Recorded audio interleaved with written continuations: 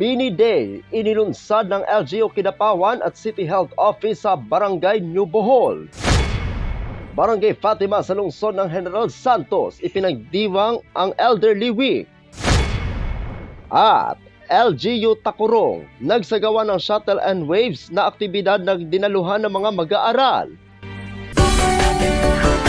Yan ang ulo ng mga balita sa Soxurgel Headliners.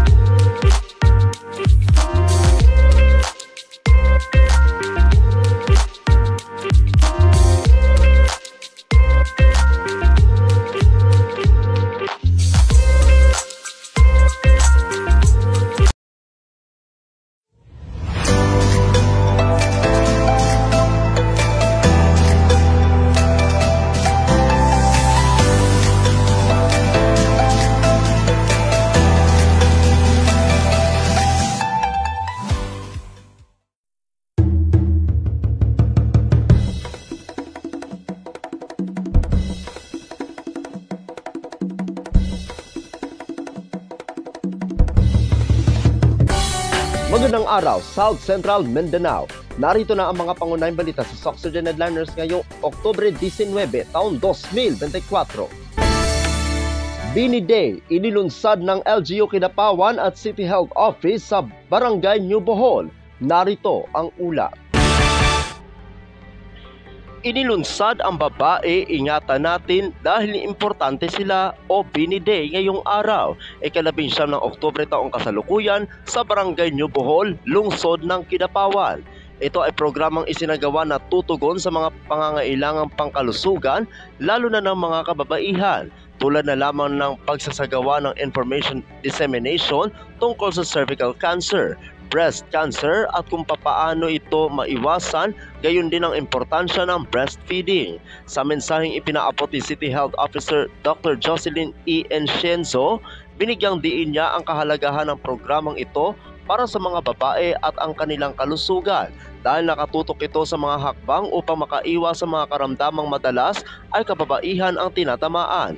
Nakiisa rin sa programa si City Mayor Attorney Jose Paulo M. Evangelista na nagbigay rin ng kanyang pagsaludo sa mga kababaihan, lalo na sa mga ina na nagsisilbing ilaw ng tahanan. Pinahalagahan rin ito ang papel na ginagampanan ng mga babae sa pamayanan. Bukod pa rito, libreng health services rin para sa iba pang mga nakilahok ang hatid ng programa kasama sina Assistant City Health Officer Dr. Nerissa Paalan Daga at City Pediatrician Dr. Jose Martin M. Evangelista, kung saan nakatanggap rin sila ng libreng gamot at bitamina. Napapatuloy pa rin ang kampanya ng CHO para sa mga nais mag-donate ng breast milk upang mailagak sa milk storage facility upang mailaan sa mga sanggol na nangangailangan.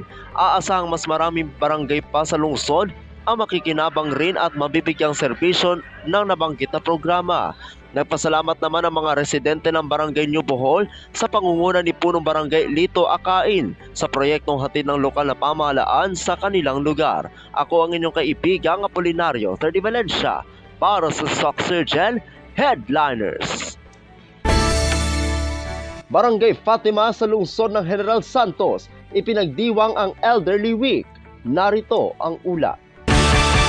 Ipinagdiwang noong ika-18 ng Oktubre taong kasalukuyan ang Elderly Filipino Week 2024 sa Barangay Fatima, kung saan dumalo si General Santos City Mayor Lorely Geronimo Pacquiao na nakihalubilo sa mga minamahal na senior citizens.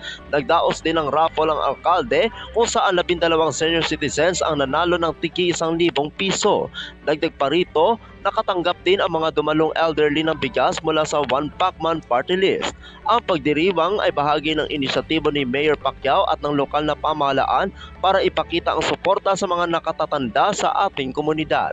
Ako ang inyong kaibigang Apolinario 30 Valencia para sa Soxurgel Headliners. Para sa uling balita, LGU Takurong nagsagawa ng shuttle and waves na aktibidad na dinaluhan ng mga mag-aaral. Narito ang ulat. Ang pag-unawa sa ating mayamang pamanang kultura at paglalahan ng ating natatanging pagkakakilanlan sa pamamagitan ng mga habihan at tela. Ang local government unit ng Tacurong na pinamumunuan ni Mayor Joseph George Elechoncito MDTPA sa pamamagitan ng City Tourism Office at sa pakikipagtulungan ng National Commission for Culture and Arts o NCCA, ang Oceanic and Southeast Asian Navigators o OSEAN at Notre Dame of Tacurong College ay nagsagawa ng exhibition at forum na tinawag na Shuttles and Waves Threads of Ancestry, Weaving the Genetic and Cultural Tapestry ng South Central Mindanao noong Webes, 17 ng Oktubre taong kasalukuyan sa NDTC Conference Hall. Bilang isa sari-saring lungsod, layunin ng pamahalaang lungsod na isulong ang kamalayan sa kultura sa mga kabataan nito upang malaman nila kung paano hinulma ng nakaraan ang Tacurong kung ano ito ngayon.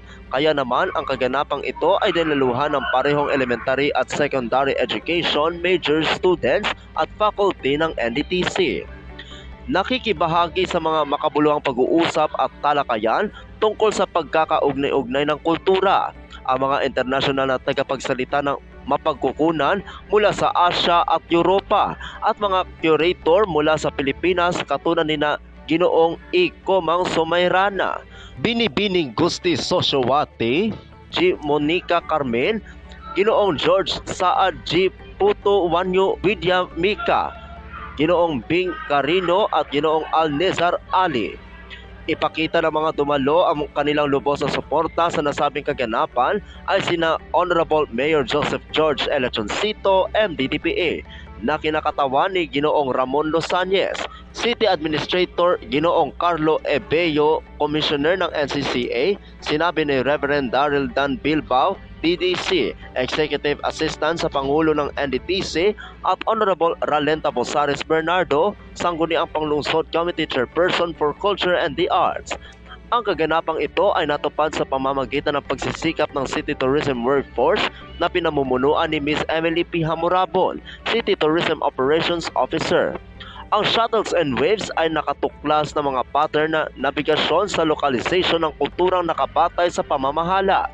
At ito ay isang international na komperensya sa Austronesian languages at cultural heritage ng Pilipinas at Indonesia. Ako ang inyong kaibigang Apolinario Terdi Valencia para sa Socksurgeon Headliners.